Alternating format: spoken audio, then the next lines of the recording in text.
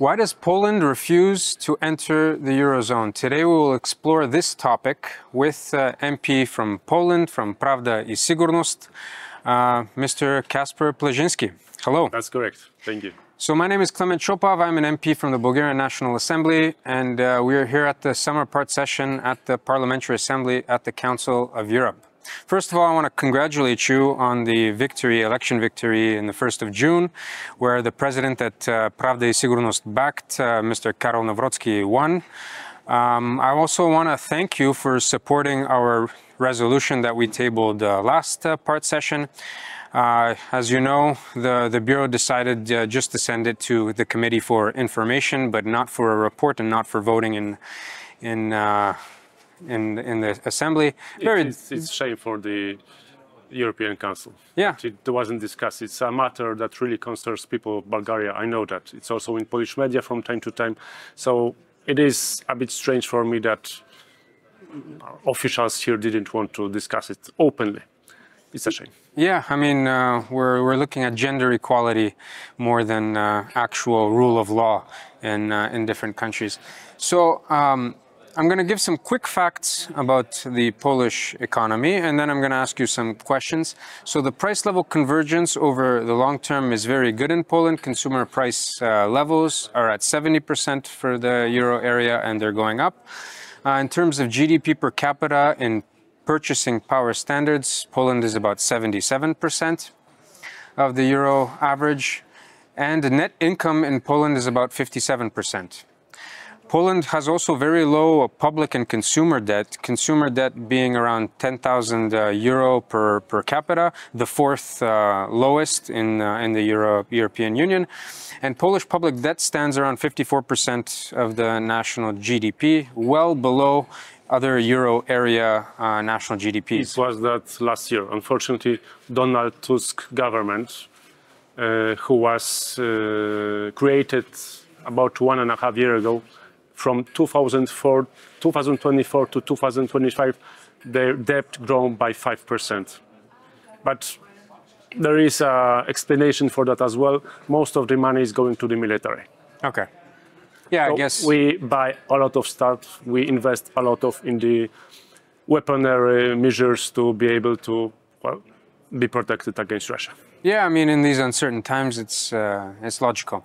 But it's true that in actual last 30 years, well, I'm a usually modest guy, but I'm not modest in saying that Poland is a great country. In the last 30 years, we had the best, actually, GPD score in the world after China. Wow. Wow. Without euro. Wow. Without the euro. Yeah, that was going to be my question. So why does the Polish government abstain from entering the Eurozone, and why do the Polish people want to keep the local currency, the zloty? Actually, the popular opinion in Poland against euro is growing. More and more people in the polls are saying that they are against Eurozone because they see that Poland is growing very well under our own currency. Well, we want to be elastic. We have also quite a big internal market.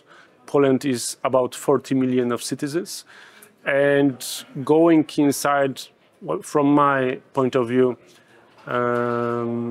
routine monetary system where there are two key or maybe three key countries that are deciding about everything, Germany, France and Netherlands, it's not a good game for us to play, especially in difficult times when there are out of crisis. From military safe crises to trade or crisis in the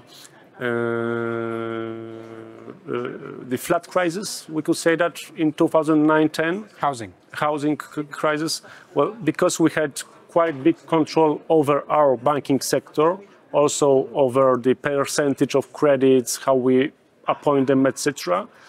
Because we have our own zloty, we were able to create good monetary policies that was very good in a defense way for export, generally for economy. Perfect, perfect. So one of the arguments in Bulgaria for the euro is that there's going to be immense economic growth. You mentioned that in the last 30 years, Poland's growth has been best, only second to China. The numbers are a steady pace of 3.7% GDP growth in the last 26 years, from 1999 till now, while the Eurozone growth rate has been 1.4%. So, I mean, why do you think that Poland is managing such great growth despite not being in the Eurozone? Well, because we are not in Eurozone. Well, going to Eurozone, from my perspective, it may be a good idea in two ways. One, when you are a really small country and you need to be part of something bigger monetary system to be more stable, to be more credible for investors from outside. And the other, when you are a middle or big country, Poland is like a fifth country in European Union from the population or size perspective. You enter European Union only if you are a really rich country then.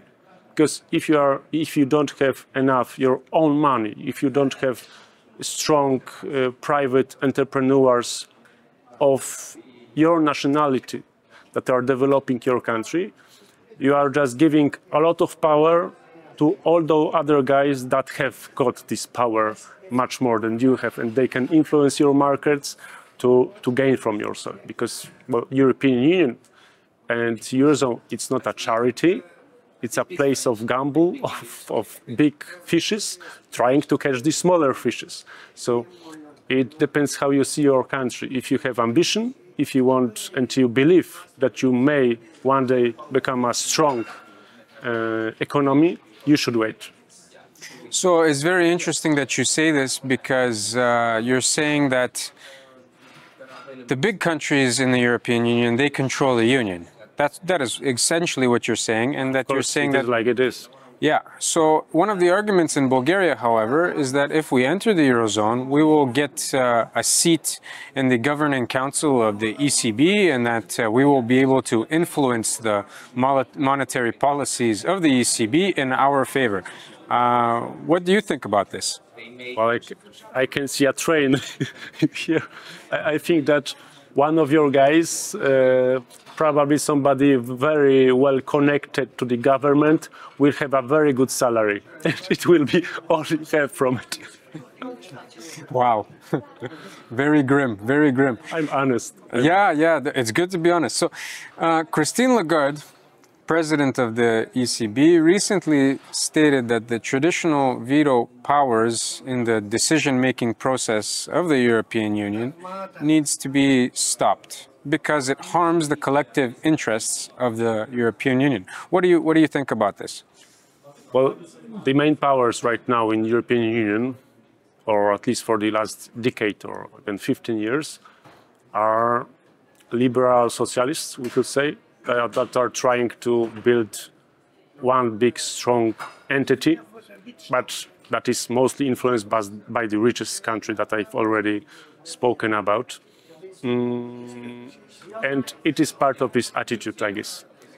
But we can see some kind of shifts of power also in European Union. We can see that even in France, the second strongest country in European Union, it is very possible that in the next elections, the Zgromadzenie Narodowe, I'm not sure how is it in English, like the Le Pen's party, Rassemblement National, may win the presidential elections, and that will be a really big shift of power toward those that think that European Union is a good invention, but still the main idea of peace and prosperity in Europe is about sovereign states, and that I believe so as well. Yeah, we're absolutely in agreement here, and it's very interesting because in the European Union... But seriously, you need to make some serious conditions. You need to be able to show that your national debt is less than 60%. you need to keep your inflation low, etc., to enter the Eurozone. Yes. What is the average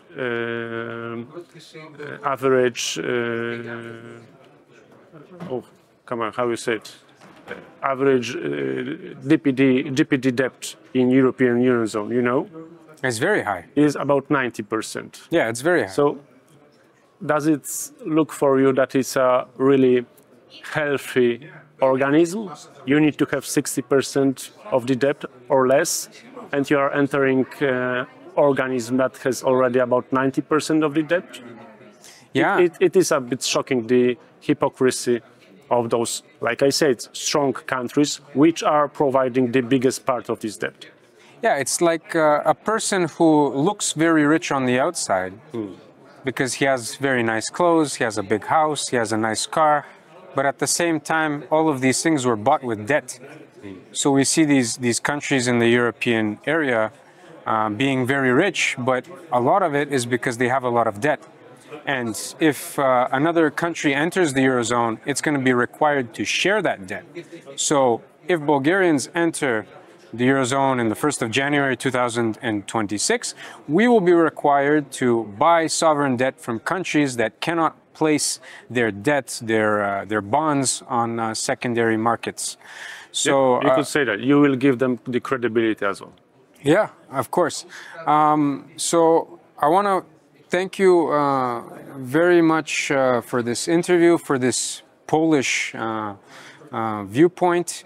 It's very important for Bulgarians because one of the main arguments that the government has is that the people who oppose Eurozone accession are propagating Russian influence.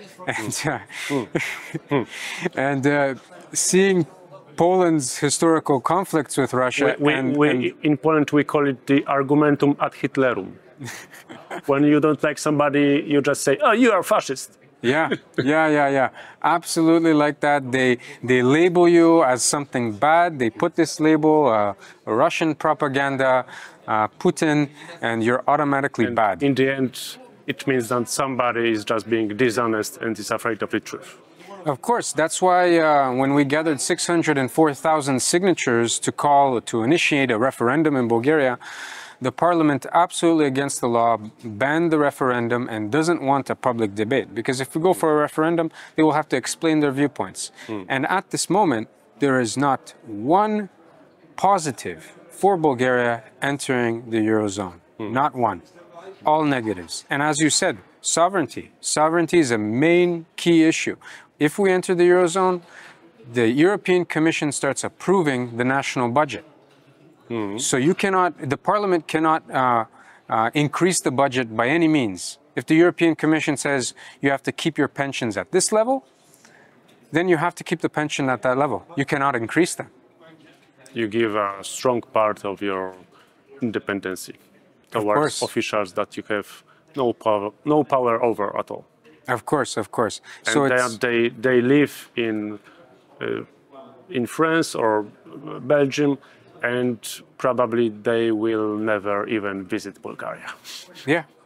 And then they determine how we spend our own money. Yeah. Our own money that we gather from taxes on policies that they determine that are important for us, but not what the citizens deem as important for themselves.